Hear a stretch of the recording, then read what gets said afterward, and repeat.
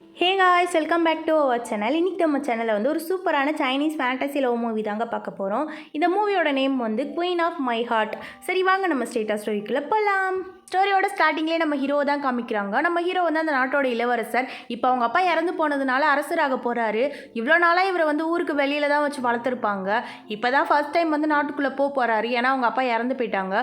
ஒரு மந்திரவாதி மாதிரி ஒருத்தர் வந்து ஒரு ஓலைச்சுவடி கொடுத்துட்டு, நீ வந்து நாட்டை நல்லபடியாக ஆளணும். அப்புறம் இன்னொரு விஷயம், உன்னோட லைஃப்பில் வந்து 2 பொண்டாட்டின்னு சொல்லிட்டு இருக்குது, அது வந்து நடந்துடாம நீ பார்த்துக்கோ, அப்போ தான் உன்னோட லைஃப் நிம்மதியாக இருக்குங்கிற மாதிரி சொல்கிறாரு. இவன் யோசிக்கிறான், நமக்கு ஒன்றே அதிகம், இதில் 2 வேறையா, அதெல்லாம் நடக்க வாய்ப்பே இல்லைங்கிற மாதிரி சொல்லிட்டு அங்கேருந்து வரும்போது மழை பெய்ய ஸ்டார்ட் ஆகுது. அப்போ ஒரு பொண்ணு ஓடி வந்து இவனுக்கு கொடை பிடிக்கிறா. இவன் பார்க்குறான், நம்ம இளவரசர்னு யாருக்குமே தெரியாதே, இந்த பொண்ணு என்ன டக்குன்னு வந்து கொடை பிடிக்குது, ஒருவேளை நமக்கு தெரிஞ்ச பொண்ணாக இருக்குமோங்கிற மாதிரி இவன் யோசிக்கும் போது அவள் வந்து இவனை பார்த்து செம்மையாக சிரிச்சிட்டு இருக்கா. மழையில் ஸ்லிப் ஆகி ஒரு கடத்தில் அவள் கீழே விழு போகும்போது நம்ம ஹீரோ தான் வந்து காப்பாற்றுறான். சரி நமக்கு கொடை பிடிச்சாலேங்கிற ஒரு பாவம் பார்த்து காப்பாற்றி விட்டுடுறான். இவன் அப்பயும் அவனே வச்சுக்கன்னு வாங்காமல் பார்த்துட்டு இருந்தோன்னே ஒரு கட்டத்தில் இவனுக்குலாம் சமகாண்டாகிடுது. உடனே என்ன பண்ணுறான், கொடையை பிடிச்சி தூக்கி போட்டுட்டு, என்னை ஃபாலோ பண்ணி வராத, நான் யாருன்னு உனக்கு தெரியாதுங்கிற மாதிரி சொல்லிட்டு போகும்போது, இல்லை எனக்கு தெரியுங்கிற மாதிரி சொல்லிட்டு இவ பாட்டுக்கு அவன் எந்த பக்கம் போகிறான்னு சொல்லி அவனை ஃபாலோ பண்ணிக்கிட்டே போயிட்டு இருக்கா.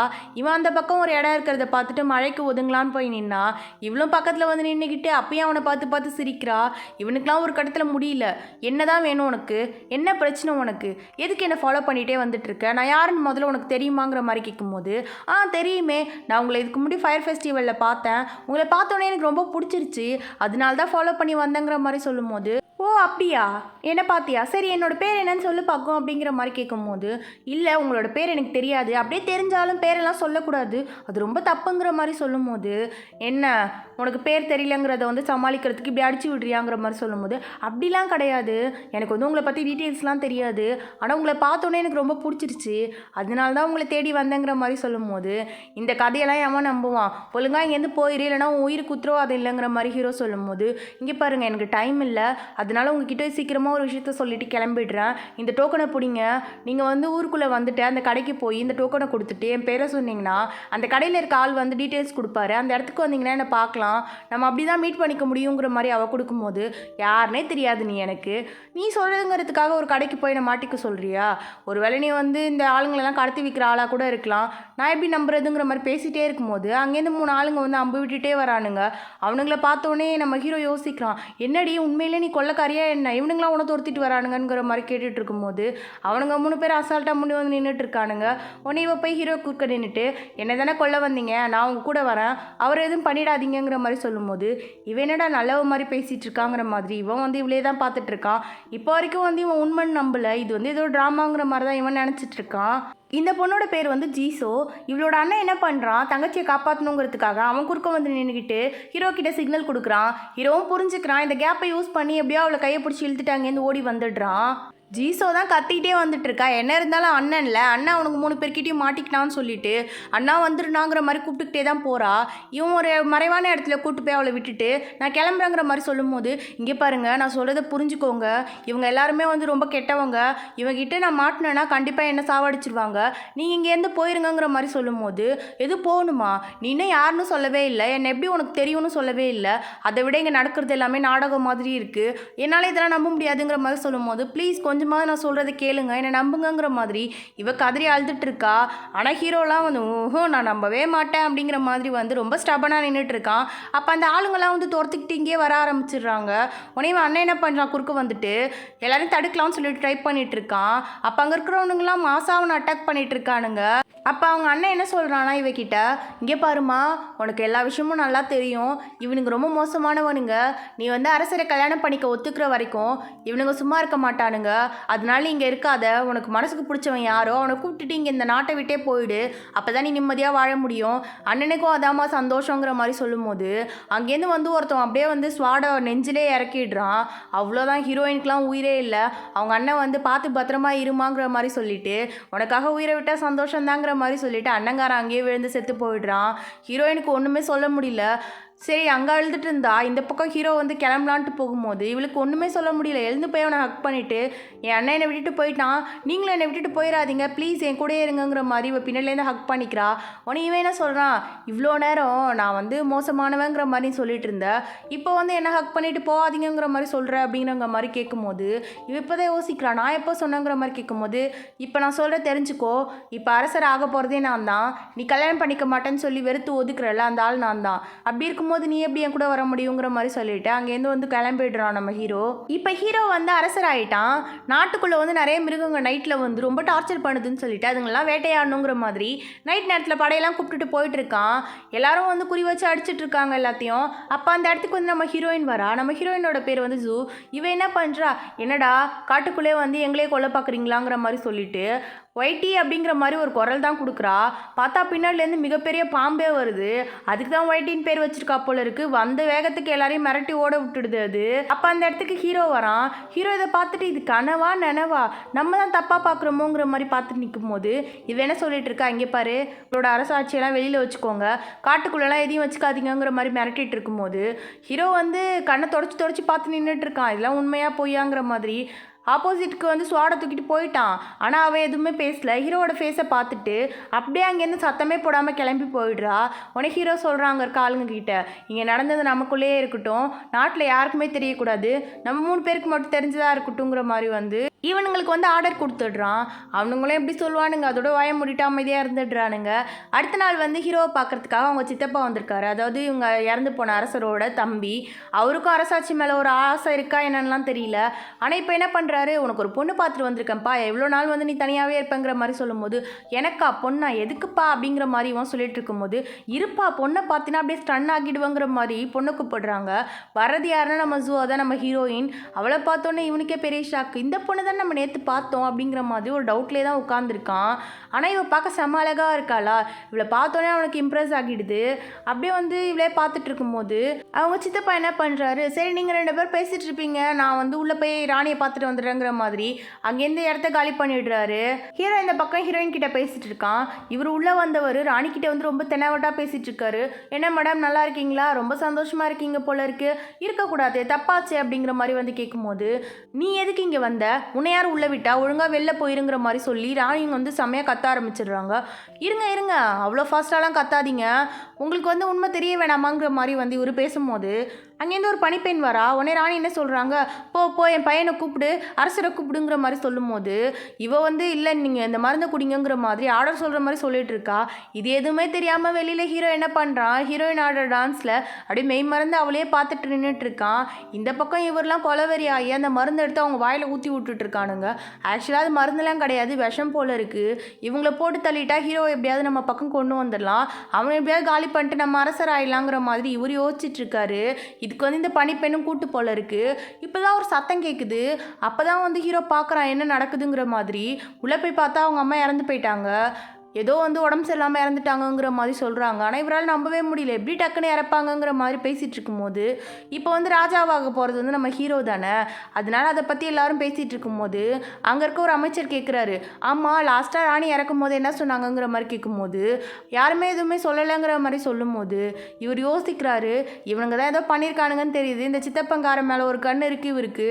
அதனால் இவர் என்ன சொல்கிறாரு, இதுக்கு மேலே நான் இங்கே இருக்கிறது நல்லது கிடையாது, எனக்கும் வயசாயிடுச்சு, நான் போய் என் பேர பிள்ளைங்களெல்லாம் பார்க்கணும், எனக்கு வந்து இங்கேருந்து விடுப்பு கொடுத்துருங்க, நான் போயிடுறேங்கிற மாதிரி சொல்லும்போது அங்கே இருக்க இன்னொரு பையன் கேட்குறான், நீங்கள் ஏன் இந்த மாதிரி விட்டுட்டு போகிறீங்க, இது தப்பு இல்லை அப்படிங்கிற மாதிரி கேட்கும்போது இவர் என்ன சொல்கிறாரு, என்ன இந்த முட்டாள அரசர் கூட சேர்ந்து என்னையும் சாக சொல்கிறியா, ராணியை கொலை பண்ணது யாருன்னு கூட கண்டுபிடிக்க தெரியல அவனுக்கு, எனக்கெலாம் பக்காவாக தெரியும் இந்த சித்தப்பங்காரன் தான் ஏதோ வேலை பார்த்து விட்டுருக்கான், இனிமே அவன் ஆடுறபடி தான் ராஜா ஆடி ஆகணும், அப்படி இருக்கும்போது இவங்களுக்கு நடுவில் மாட்டிக்கிட்டு நம்ம என்ன பண்ணுறது, உயிரை விடணுமா, நான் வேலையை பார்த்துட்டு போகிறேன், அவனுக்கு தர இருந்தால் அவன் பழச்சிக்கிட்டுங்கிற மாதிரி சொல்லிவிட்டு அவர் அங்கேருந்து கிளம்பிடுறாரு.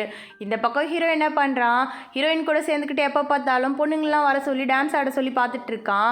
இவனுக்கு வந்து இந்த அரச அரசு ஆளணும் அப்படிங்கிற ஆசையே இல்லை. இவன் பாட்டுக்கு ஹீரோயின் கூடயே வந்து மூழ்கிட்டான். அப்போ அந்த இடத்துக்கு சித்தப்பங்காரன் வந்து, என்ன பண்ணிட்டு இருக்க நீ ஒரு அரசர், அது உனக்கு ஞாபகம் இருக்கா இல்லையா?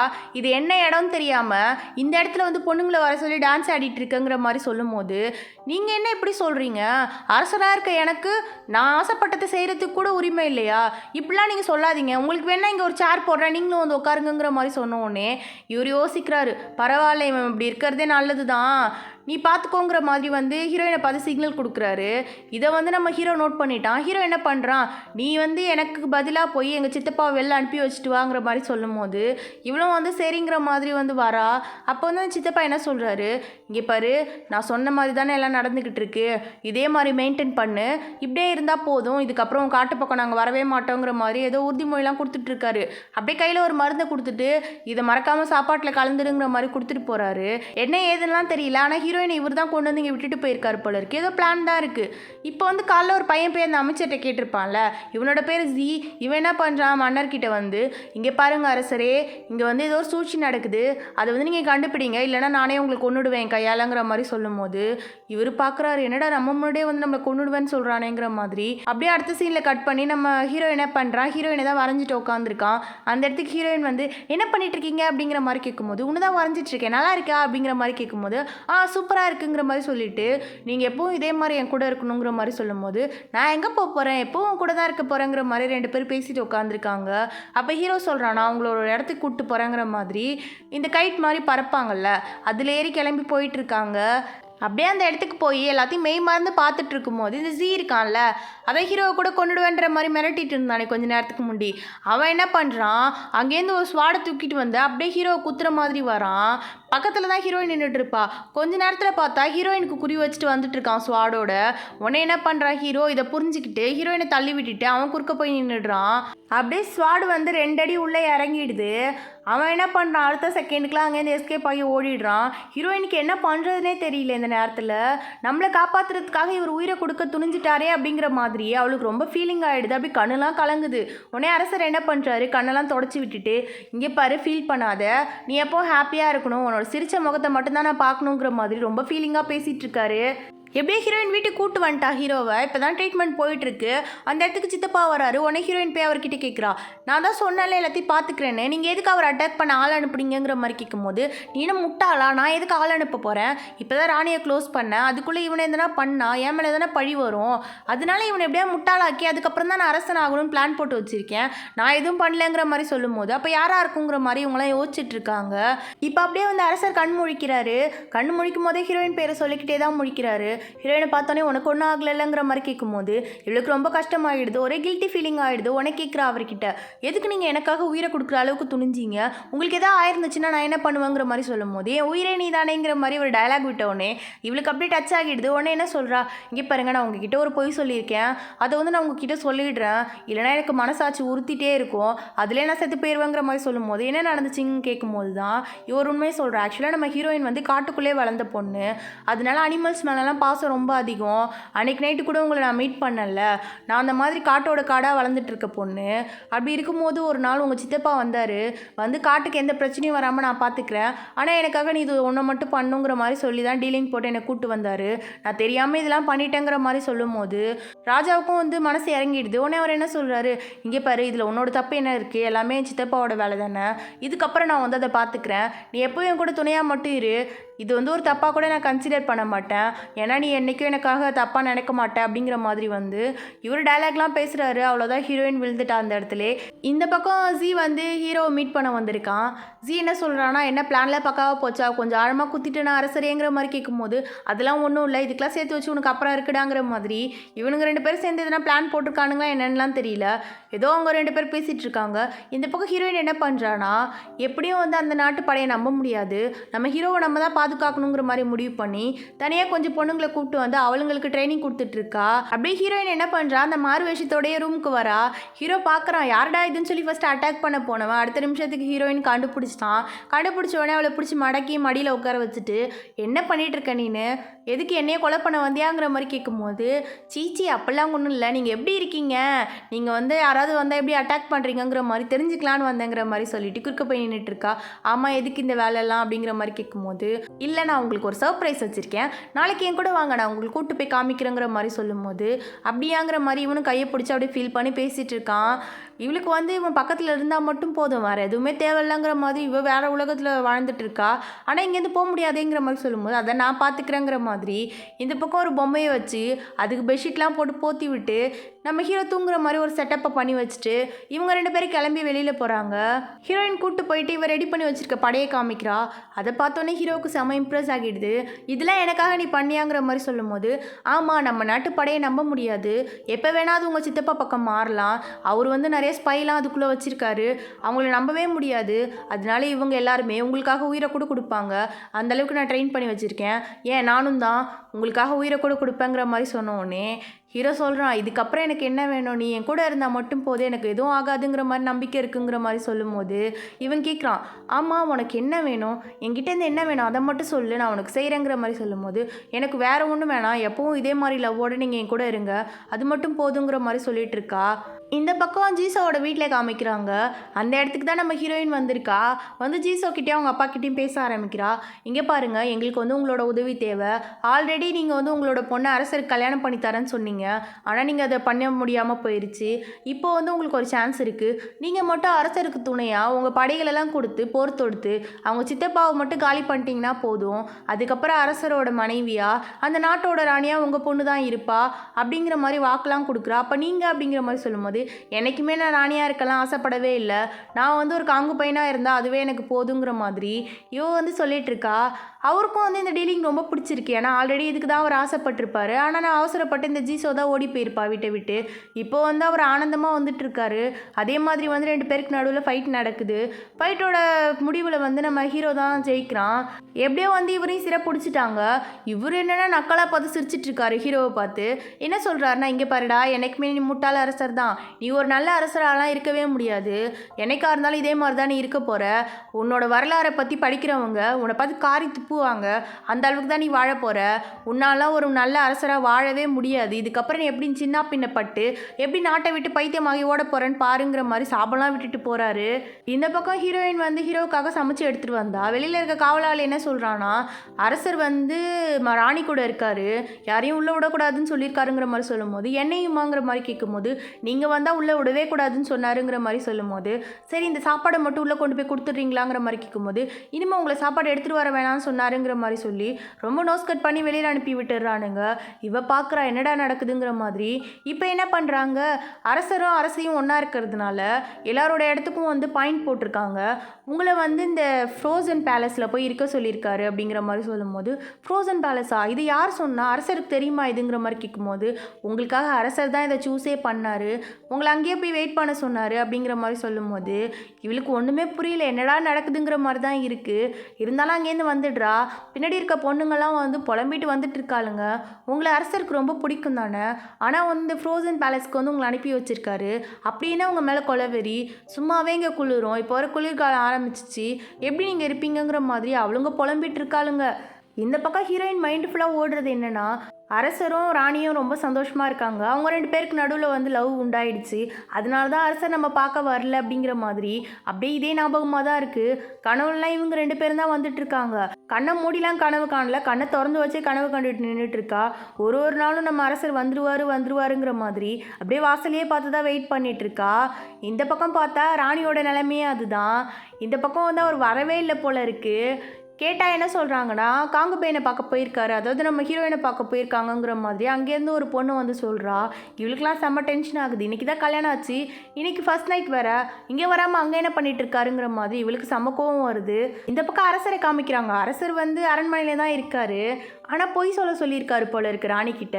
உடனே ஜி அந்த இடத்துக்கு வந்து, நீங்கள் ஏன் இந்த மாதிரி பண்ணுறீங்க, இப்போ இந்த மாதிரி பொய் சொன்னால் ராணிக்கு வந்து நம்ம ஹீரோயின் மேலே தானே கோவம் வரும், ஹீரோயின் உண்மையாகவே உங்களை லவ் பண்ணுறாங்க, ஏன்னா அவங்க வந்து அவ்வளோ அவ்வளோத்தையும் உங்களுக்காக தான் பண்ணாங்க, அவங்க ரொம்ப நல்லவங்கன்னு எனக்கு தோணுதுங்கிற மாதிரி சொல்லும்போது இவன் என்ன சொல்லிட்டு இருக்கான், எது நல்லவளா, எங்கள் அம்மாவை கொலை பண்ண போகிறாங்கன்னு தெரிஞ்சு என்னை வந்து திசை திருப்பி எங்கள் அம்மாவை கொலை பண்ணுறதுக்கு வந்து உதவி பண்ணா.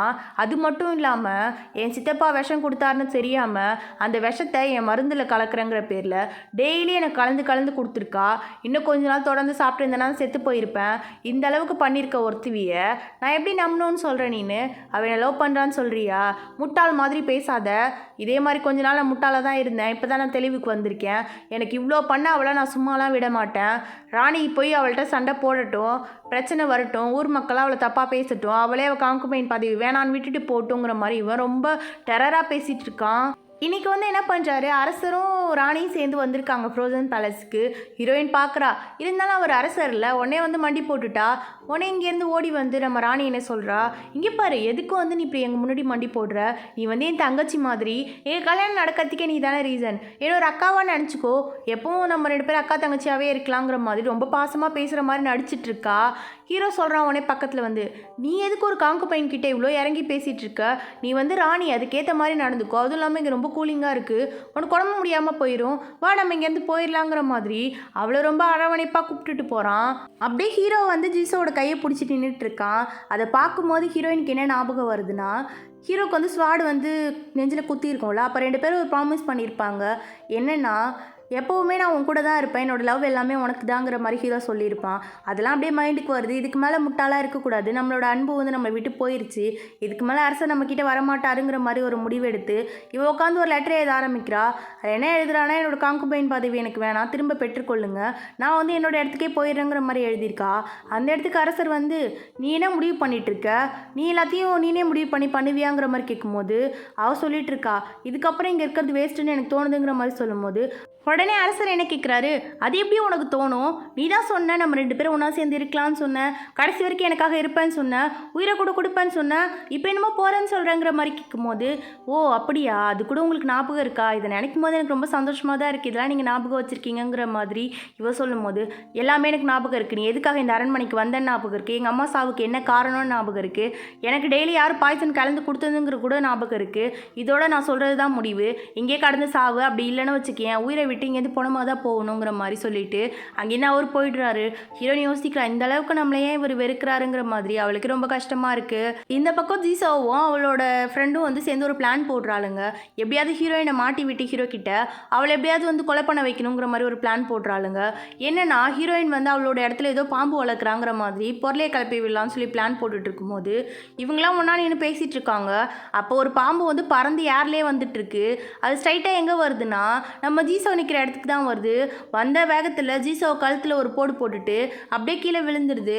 அடுத்த செகண்டுக்கு இவெல்லாம் வந்து அப்படியே மயக்கம் வந்து தலை சுற்றி கீழே விழுந்துடுறா. இப்போ இந்த விஷயம் அரசர்கிட்ட எப்படி போகுதுன்னா, இன்டென்ஷனாகவே நம்ம ஹீரோயின் வந்து ஒரு பாம்பை வளர்த்து பெர்மிஷனே இல்லாமல் வளர்த்து அது வந்து நம்ம ராணி பக்கம் திருப்பி விட்டுருக்காங்க. அதனால ராணியோட உயிரை பாபத்தில் இருக்குங்கிற மாதிரி சொன்னோடனே ஹீரோ என்ன பண்ணுறான், ஒரு மடலை கொடுத்து அனுப்பி வைக்கிறான். அது என்ன போட்டிருக்குன்னா, நீங்கள் பெர்மிஷன் இல்லாமல் பாம்பு வளர்த்ததால உங்களோட பதவி பறிக்கப்படுது, நீங்கள் இந்த பேலஸ்லேயே தான் இதுக்கப்புறம் இருக்கணும், வெளியில் போகிறதுக்கு உங்களுக்கு அனுமதி தடை செய்யப்படுதுங்கிற மாதிரி ஒரு பெர்மிஷன் லெட்டரோட வராரு. இதை பார்த்தோன்னே ஹீரோயினுக்கு ஒன்றும் சொல்ல முடியல. இப்போ இந்த பக்கம் அரசர்கிட்ட வந்து ஜீ சொல்லிட்டு இருக்கான், அரசரே நான் பண்ணுறது தப்புன்னு எனக்கு தெரியும், நீங்கள் வந்து இதுக்கான தண்டனையை கூட எனக்கு கொடுத்துருங்க, ஆனால் நீங்கள் பண்ணுறது தப்புன்னு உங்களுக்கு புரியலையா, ரொம்ப நல்லவங்க ஹீரோயின், உங்களுக்காக தான் இது எல்லாமே பண்ணாங்க, இன்றைக்கி நீங்கள் அரசராக இருக்கீங்கன்னா அதுக்கு ரீசனும் அவங்க தான், அப்படி இருக்கும்போது எதுக்கு அவங்களுக்கு இவ்வளோ தண்டனை கொடுக்குறீங்கிற மாதிரி கேட்கும்போது, டேய் நீ என்னடா நினச்சிட்ருக்க, நான் இதெல்லாம் விருப்பப்பட்டு பண்ணுறேன்னு நினைக்கிறியா, நான் மட்டும் இதை பண்ணலன்னு வச்சுக்கேன், காங்கு பையனுக்காக ராணியை விட்டு கொடுத்துட்டேன்னு சொல்லிட்டு அவங்க அப்பா என் மேலே படை தொடுத்து வந்துடுவார், இது வந்து மிகப்பெரிய பிரச்சனை ஆகிடும், நாட்டுக்குள்ளேயும் நிறைய குழப்பம் வந்துடும், அதனால தான் இந்த மாதிரி பண்ணங்கிற மாதிரி இவரும் ஃபீல் பண்ணி சொல்லிட்டு இருக்காரு. இந்த பக்கம் இந்த ராணி என்ன பண்ணுறா, அதான் ஜீசோ, இவ ஹீரோயினை பார்க்க வந்திருக்கா, இவளுக்கு ஒன்றுமே ஆகலை போல இருக்கு, எல்லாம் ட்ராமா போல். இவ வந்து என்ன பண்ணுறா, நம்ம ஹீரோயினோட ட்ராயிங் ஒன்று ஹீரோ வரைஞ்சிருப்பான்ல, அதை எடுத்துகிட்டு வந்து இதை வந்து உங்ககிட்ட கொடுத்துட்டு போகலான்னு தான் வந்தேன், ஆனால் இதை பார்க்கும்போது ஏதோ நீங்கள் லவ் பண்ணும்போது வரைஞ்ச மாதிரி இருக்குது அப்படிங்கிற மாதிரி கேட்கும்போது ஹீரோயின்லாம் பெருசாலாம் எடுத்துக்கல, அவள் நார்மலாக தான் பேசுகிறா, இது எல்லாமே உங்களோட பிளான் எனக்கு தெரியும், நீங்கள் என்ன வேணால் பண்ணிட்டு போங்க, அதை பற்றி எனக்கு கவலை கிடையாது, ஆனால் என்றைக்குமே அரசரோட மனசில் எனக்கு மட்டும்தான் இடம் இருக்கும், உங்களுக்கு என்றைக்குமே அந்த இடம் கிடைக்காதுங்கிற மாதிரி சொல்லும்போது இவளுக்கு செம காண்டாகிடுது. உடனே என்ன பண்ணுறா, எல்லா டிராயிங்கையும் எடுத்து அப்படியே சுக்காக கிழிச்சு போட்டுடுறா. ஹீரோயின் கண்ணு முண்டே கிழிக்கிறா. ஹீரோயினுக்கு ஒன்றுமே சொல்ல முடியல. ஒரு கோவத்தில் என்ன பண்ணுறா ஹீரோயின், ஒயிட் லிட்டில் அப்படின்னு சொல்லி கூப்பிடுறா. உடனே அந்த ஒயிட் பாம்பு வந்துடுது. அதை பார்த்தோன்னே இவளுக்குலாம் அல்ல, அப்படியே அங்கேயே கதறி கத்தி மயக்கம் போட்டு விழுந்துடுறா. காலையில் கண்ணு முழிக்கிறது அவளோட ரூமில். உடனே அவளோட வேலையாள்கிட்ட கேட்டுட்டு இருக்கா, ஆமாம் என்ன ஆச்சு, நைட்டு நான் எங்கே போனேன், எப்படி இங்கே வந்தேங்கிற மாதிரி கேட்கும்போது, நீங்கள் எங்கேயுமே போகலையே, நைட்டு ஃபுல்லாக இங்கே தான் தூங்கிட்டு இருந்தீங்கிற மாதிரி சொல்லும்போது இவளுக்கு நடந்ததெல்லாம் கனவுன்னு சொல்லி நம்ப முடியல. உண்மையாக நடந்திருக்கு, யாரோ இதை மறைக்கிறதுக்காக என்னை கூப்பிட்டு வந்து இங்கே படுக்க வச்சுருக்காங்கங்கிற மாதிரி யோசிச்சுட்றா. உடனே போய் அந்த டிராயிங் எல்லா இடத்தையும் தேடி பார்க்குறா, எங்கேயுமே கிடைக்கல. உடனே கன்ஃபார்ம் பண்ணிட்டா இவ எல்லாமே வந்து ஹீரோயினோட பிளான் தாங்கிற மாதிரி தெரிஞ்சுக்கிட்டு ஸ்ட்ரைட்டாக நம்ம ஹீரோ கிட்ட போய் என்ன சொல்லிட்டு இருக்கானா, இன்றைக்கி வந்து ஃபுல் மூன், இன்றைக்கி வந்து நீங்கள் வந்து காங்கபைன் கூட தான் இருக்கணும், அவங்க வந்து உங்களுக்காக இவ்வளோ பண்ணியிருக்காங்க, அவங்களுக்காக இதை மட்டும் பண்ணுங்கள், எனக்கு தெரிஞ்சு அவங்க பண்ணியிருப்பாங்கன்னு எனக்கு தோணலை, நீங்கள் போய் அவங்கள எப்படியா கன்சோல் பண்ணுங்கிற மாதிரி இவனோட மைண்டை மாற்றி அனுப்பி விடுறா. இவனும் வந்து எதுவும் யோசிக்கல, சரி நல்ல விதமாக தானே சொல்கிறாங்கிற மாதிரி கிளம்பி போயிட்டுருக்கான். இந்த பக்கம் அந்த ஹீரோயின் என்ன பண்ணிகிட்ருக்கான்னா, அந்த கிழிஞ்சு போன டிராயிங் இருக்குல்ல அதெல்லாம் எடுத்து ஒட்டி வச்சுட்டு அப்படியே ஃபீல் பண்ணிகிட்டே உட்காந்துருக்கா. அப்படியே கண்ணுலாம் கலங்குது. இதுக்கப்புறம் நம்ம வெயிட் பண்ணுறது முட்டாள்தனம், நம்ம எப்படியாவது இங்கேருந்து போய் ஆகணுங்கிற மாதிரி முடிவு எடுத்துகிட்டு அழுதுகிட்டே உட்காந்துருக்கும் போது அந்த இடத்துக்கு ஹீரோ வரான். வந்துட்டு எதுக்கு அழுதுட்டு உட்காந்துருக்க தனியாக, யார் இந்த மாதிரி பண்ணது அப்படிங்கிற மாதிரி கேட்கும்போது இவ எதுவுமே சொல்ல மாட்டா, அழுதுகிட்டே இருக்கா. இங்கே பாரு, என்றைக்குமே என்னோட இதயத்தில் உனக்கு மட்டும்தான் இடம், நான் ரொம்ப பெரிய தப்பு பண்ணிட்டேன், நான் என்னென்னமோ நினச்சி உனக்கு நிறைய கொடுமை பண்ணிட்டேன், இப்போ தான் எனக்கு எல்லாமே புரிஞ்சிச்சு, நீ இல்லாத லைஃபே ஒன்று எனக்கு இல்லை, நான் இப்போ வரைக்கும் கல்யாணம் பண்ணனே தவிர ராணியோட சேர்ந்து வாழவே இல்லை, உன் கூட மட்டும்தான் எனக்குமே வாழணும்னு எனக்கு தோணுதுங்கிற மாதிரி அப்படியே கையை பிடிச்சி ஃபீல் பண்ணி பேசின உடனே ஹீரோயினுக்கும் வந்து ரொம்ப கஷ்டமாக போயிடுது. ஏன்னா வந்து இவளுக்கும் ஹீரோனை தான் ரொம்ப பிடிக்கும்ல, அதனால் அடுத்த செகண்ட் எதுவுமே பேசலை. இவன் சொல்கிறான், இங்கே பாரு, இப்போ நம்ம 2 பேரும் போகிறோம், ஒன்றா சாப்பிட்றோம், அதுக்கப்புறம் ஒன்றா சேர்ந்து பேலஸ்க்கு போகிறோம், என்ன ஓகேவா, எது நடந்தாலும் இதுக்கப்புறம் நம்ம 2 பேரும் ஒன்றாவே இருக்கலாங்கிற மாதிரி சொல்லும் போது இவளுக்குலாம் ஒன்றும் சொல்ல முடியல. அடுத்த செகண்டுக்கு போய் அப்படியே ஹீரோ டைட்டாக ஹக் பண்ணிக்கிறா. எனக்கு இது மட்டும் போதும், எனக்கு ராணிங்கிற பதவியும் வேணாம், கான்குபைன்கிற பதவியும் வேணாம், ஏன் எனக்கு வந்து ஒரு நார்மல் பீப்புள் மாதிரி கூட எனக்கு பதவி வேணாம், அடிமையாக கூட இருந்துக்கிறேன், உங்கள் கூட இருந்தால் மட்டும் போதுமேங்கிற மாதிரி வந்து இவன் ஃபீல் பண்ணி அழுதுட்டு இருக்கா. அப்படியே 2 பேரும் ஒன்றா போய் உட்காந்து பழையபடி பேச ஆரம்பிக்கிறாங்க, சிரிக்க ஆரம்பிக்கிறாங்க. அப்படியே ஒன்றா சேர்ந்து சாப்பிட்டுட்டு இருக்கும்போது ஹீரோ வந்து வா போலாங்கிற மாதிரி கூப்பிடும்போது இவ எழுந்திருக்கிறா. இவளுக்கு ஒன்றுமே சொல்ல முடியல, அப்படியே நெஞ்சுலாம் எரியுது. அப்படியே நெஞ்சு பிடிச்சிட்டு உட்காந்துருக்கும் போது ஹீரோ பார்க்குறேன், என்னாச்சுங்கிற மாதிரி கேட்கும்போது இவ வந்து ஹீரோவை பிடிச்சி தள்ளி விட்டுறா. எனக்கு என்னத்தை கலந்து கொடுத்தீங்க, எனக்கு வந்து நெஞ்சுலாம் எரியுது, பாய்சன் கலந்து கொடுத்தீங்களாங்கிற மாதிரி கேட்கும்போது இல்லையே நான் எதுவுமே பண்ணலை, நான் ஏன் உனக்கு விஷம் கொடுக்க போகிறேங்கிற மாதிரி இவன் பேசிகிட்டே இருக்கும்போது அந்த இடத்துக்கு இந்த ஜீசோ ஒரு காலை அவள் வந்து ஒரு ஆளை கூப்பிட்டுட்டு வந்துடுறா. உடனே வந்து இவன் என்ன சொல்கிறான், எதுக்கு நீங்கள் இந்த இடத்துக்கு வந்தங்கிற மாதிரி கேட்கும்போது, ஆமாம் உங்களுக்கு ஒரு விஷயத்தை காமிக்க வேணாமா, இந்த இடத்துல தான் ஹீரோயின் ஒரு மிகப்பெரிய பாம்பை மறைச்சி வச்சு வளர்த்துட்டு இருக்கா, அதை இப்போ கண்டுபிடிக்கிறாங்கிற மாதிரி சொல்லிட்டு வந்தவன் என்ன பண்ணுறான், ஸ்வாடை தூக்கிட்டு ஸ்ட்ரைட்டாக நம்ம ஹீரோயினோட நெஞ்சில் குத்துற மாதிரியே வரான். உடனே வந்து ஹீரோயின் என்ன பண்ணுறா, அப்படியே பார்த்துட்டே இருக்கா அவனை, எப்படியும் வந்துடாத லிட்டில் அப்படிங்கிற மாதிரி இந்த ஒயிட் ஸ்னேக் இருக்குல்ல அதுக்கிட்ட தான் சொல்லிட்டு இருக்கா, வந்துடாத வெளியிலங்கிற மாதிரி. ஆனால் அது என்ன பண்ணும், ஹீரோயின் கூடயே வளர்ந்த பொண்ணுல்ல, அதனால ஹீரோயினுக்கு எதுவுமே ஆகக்கூடாதுன்னு சொல்லி அப்படியே குறுக்க வந்து நிற்கிது. அதை பார்த்தோன்னே ஹீரோக்கெலாம் பெரிய ஷாக், இவ்வளோ பெரிய பாம்பு வச்சு வளர்த்துட்டு இருக்கியாடிங்கிற மாதிரி அவன் ஷாக்காகி நிற்கும் போது இவன் சொல்லிட்டு இருக்கா, அங்கே போகாத, சண்டை போடாத, நீ திரும்பி காட்டுக்குள்ளே போயிருங்கிற மாதிரி சொல்லும் போது இவன் பார்க்குறான், உண்மையிலே அரக்கியாக இருப்பாளோங்கிற மாதிரி பக்கத்துலேயே போகாமல் 2 அடி நகர்ந்து நின்றுடுறான். இந்த சான்ஸை யூஸ் பண்ணி இந்த ஜீசோ போய் ஹீரோவை பிடிச்சி பின்னாடி நிற்க வச்சுக்கிட்டு என்ன சொல்கிறான்னா, இவ ஒரு மான்ஸ்டர், அந்த பாம்பு கூட இவ்வளோடது தான், இவக்கிட்டையும் வந்து மான்ஸ்டர் பவர்லாம் இருக்குது, இவ கூட நம்ம சேரக்கூடாதுங்கிற மாதிரி சொல்லும் போது இந்த பக்கம் இந்த சுவாடத்துக்கிட்ட வந்தவன் என்ன பண்ணுறான், ஒரே இறக்கு தான், அந்த இடத்துல ஒயிட்டி சுருண்டு இறந்து போகுது. ஹீரோயினுக்கு இது சுத்தமாக தாங்கவே முடியல, ஏன்னா அவள் செல்லமாக வளர்த்த பாம்பு இல்லை, அதனால அங்கேருந்து போய் ஸ்வாடை வச்சுருந்தவனை ஒரே குத்து, அந்த இடத்துல அவன் இருந்து இறந்து போயிடுறான். அப்படியே ஸ்வாடை தூக்கிட்டு அடுத்து வந்து ஜீசோ கிட்ட தான் வரா, என்னோட ஒயிட்டியோட சாவுக்கு நீ தான் காரணம், இப்போ நீனு இறந்து போக வேண்டிய நேரங்கிற மாதிரி சொல்லும்போது குறுக்க வந்து ஹீரோ நின்றுக்கிட்டு, என்னை தாண்டி தான் நீ அவளை கொல்லணும்னா ஃபஸ்ட்டு என்னை குத்து, நான் செத்து போகிறேன், அதுக்கப்புறம் அவளை கொல்லுங்கிற மாதிரி சொல்லும்போது அரசரே உங்களுக்கு புரியல, நீங்கள் நகருங்கிற மாதிரி சொல்லும்போது முடியாதுன்னு சொன்னோன்னே ஹீரோயினுக்கு ரொம்ப கஷ்டமாயிடுது. இப்போ கூட நீங்கள் அவளை தான் சேவ் பண்ணணும்னு நினைக்கிறீங்களா, உண்மையாக நான் மான்ஸ்டர் நினைக்கிறீங்களாங்கிற மாதிரி கேட்கும்போது ஆமாம் நீ மான்ஸ்டர் தான் அப்படிங்கிற மாதிரி சொல்லும்போது இவன் என்ன பண்ணுறா, ஸ்வாடை தூக்கி கொடுத்து முடிஞ்ச என்னை குத்திக்கோங்கிற மாதிரி சொல்லும் போது இவன் அடுத்த செகண்ட் ஒன்றுமே யோசிக்கல, அப்படியே ஸ்வாடை தூக்கி நெஞ்சிலே இறக்கிடுறான்.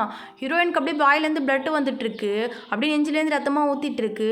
உடனே இவன் என்ன சொல்கிறான்னா, சரி ஓகே நீங்கள் எப்பயும் அவ்வளோதான் சூஸ் பண்ணுறீங்கன்னு எனக்கு புரிஞ்சிருச்சு, ஹாப்பியாக இருங்கங்கிற மாதிரி சொல்லிட்டு அடுத்த வார்த்தை எதுவுமே பேசல, அப்படியே ஸ்மைல் பண்ணுறா. இவன் கேட்குறான், நீ மான்ஸ்டர் தானே, உனக்கு எப்படி குத்துனா அடிப்படுது, எப்படி ரத்தம் வருதுங்கிற மாதிரி சொல்லும் போது இவ சொல்கிறா, நான் தான் சொன்னேன்ல நான் மான்ஸ்டர் இல்லைன்னு சொல்லிட்டு, அது நான் வளர்த்த பெட்டு, அவ்வளோதான், நீங்கள் தப்பாக புரிஞ்சுக்கிட்டீங்க, நீங்கள் எப்பயும் ஹாப்பியாக இருக்கணுங்கிற மாதிரி சொல்லிட்டு அப்படியே அவனை பார்த்து அந்த வலியோடையும் ஒரு ஸ்மைல் பண்ணுறா. அவ்வளோதான், அந்த இடத்துல அவனுக்கு அப்படியே ரொம்ப ஃபீல் ஆகிடுது, ரொம்ப பெரிய தப்பு பண்ணிட்டோமேங்கிற மாதிரி அப்படியே மனசுலாம் வலிக்குது. அப்படியே கதறி கதறி அழ ஆரம்பிக்கிறான். இப்போ பார்த்தா கொஞ்ச நேரத்தில் வீட்டில் கண்ணு திறக்கிறான். என்னாச்சுன்னா இந்த டென்ஷன்லேயே வந்து இவனுக்கு பைத்தியம் பிடிச்ச மாதிரி ஆயிடுச்சு போல இருக்குது. ஹீரோயின் அவனை விட்டு போனதை வந்து அவனால் ஏற்றுக்கவே முடியல. தூக்கத்துலேருந்து எழுந்ததுலேருந்து எங்கே இருக்க, என்கிட்ட வா, நீ இல்லாமல் என்னால் இருக்க முடியல, ப்ளீஸ் என்கிட்ட வந்துருங்கிற மாதிரி அவன் ஃபீல் பண்ணி அழுதுட்டு இருக்கும்போது அந்த இடத்துக்கு ராணி வரா. வந்துட்டு ஒன்றும் இல்லை, அவள் வந்து மான்ஸ்டர், அவள் இறந்து போயிட்டா, நான் தான் அவள் கூட இருக்கேங்கிற மாதிரி சொல்லும் போது இவன் பிடிச்சி அவளை கீழே தள்ளிட்டு, நீ தான் மான்ஸ்டர், நீ தான் அவளை கொலை பண்ணிட்டேங்கிற மாதிரி சொல்லிட்டு, எங்கே இருக்க, நான் அவனை பார்த்தே ஆகணும், என்கிட்ட வந்துருங்கிற மாதிரி அழுதுகிட்டு பெனாத்திட்டு இருக்கான் அந்த இடத்துலையே. அப்போ அந்த இடத்துக்கு வந்து ஹீரோயின் வரா. வரும்போதே ஸ்மைல் பண்ணிக்கிட்டே தான் வரா. அரசரே, நான் உங்களை விட்டு எங்கேயும் போகலை, எங்கே இருந்தாலும் எப்பயும் உங்களை நான் பார்த்துக்கிட்டே தான் இருப்பேங்கிற மாதிரி சொல்லிட்டு அப்படியே பக்கத்தில் நடந்து வர கொஞ்ச நேரத்தில் அப்படியே மறைஞ்சு போயிடுறா அவ. இப்போ தான் வந்து நம்ம ஜீசோவுக்கு புரியுது எவ்வளோ பெரிய தப்பு பண்ணிட்டோம், அரசரை காப்பாற்றுறதா நினச்சி நம்மளோட வெஞ்சன்ஸை வச்சு அவளை கொலை பண்ணி இப்போ இவர் வந்து பைத்தியமாக மாற்றிட்டோமேங்கிற மாதிரி இவ ஃபீல் பண்ணிகிட்டு இருக்கா இந்த இடத்துல. அப்படியே இவ மறைஞ்சு போகிறத பார்த்த அரசருக்கு அப்படியே மனசுலாம் கஷ்டமாக இருக்குது. அவர் கதறி கதறி அழுதுட்டு இருக்காரு, என்னை விட்டுட்டு போயிடாத, நீ இப்படிலாம் என்னை விட்டுட்டு போகவே கூடாது, நீ இல்லாமல் என்னால் வாழவே முடியாதுங்கிற மாதிரி அப்படியே அழுதுகிட்டே இருக்காரு. கடைசியில் வந்து அவங்க சித்தப்பா சொல்லிட்டு போன மாதிரி ஒரு முட்டாள் அரசராகவே வாழ்ந்து இறந்து போகிறாரு. ஹீரோயினோட நினப்பிலே வந்து நாட்டை ஆளாமல் ஒரு அடிமையாக மாறி, நாடு விட்டு நாடு மாறி, பைத்தியமாக மாறி தான் வாழ்ந்துட்டுருக்காரு. இந்த மாதிரி வந்து ஒரு எண்டிங் கொடுத்து இந்த மூவியை முடிக்கிறாங்க.